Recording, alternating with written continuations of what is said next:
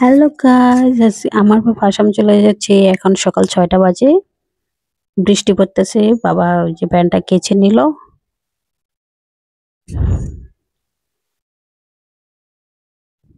আমরা দুর্গাপূজার কাপড় চোপড় কিনেছিলাম মার জন্য, বাবার জন্য, সোনাক্ষীর জন্য। তোর কাপড় চোপড় দিয়ে দিয়েছি। বাবা আসামের বাড়ি চলে যাচ্ছে। ছাতাটা টানিয়ে নিয়েছে। ছাতাটা টানানো হয়নি, ভাই ভালো করে একটু টানিয়ে দিচ্ছে।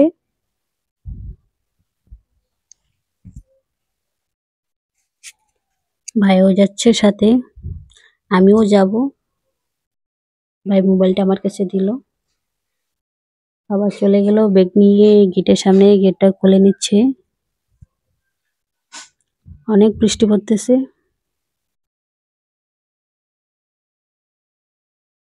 গেটটা খুলে নিয়েছি।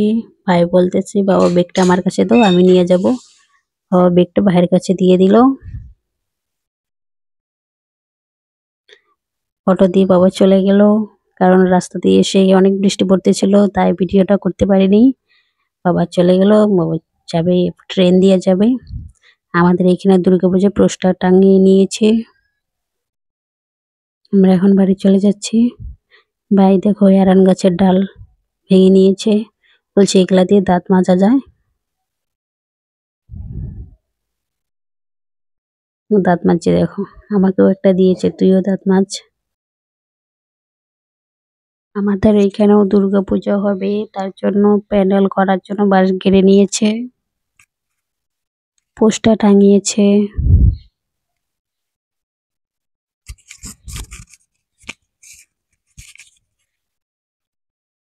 আমরা এখন বাড়ি চলে যাচ্ছি, আমি আর ভাই।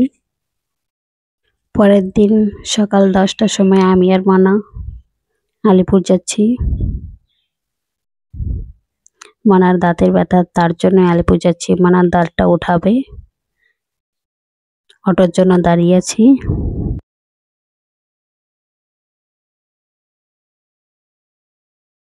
আমরা আলিপুর চলে যাচ্ছি। আমি সামনে বসে, মানা পিছনে বসেছে।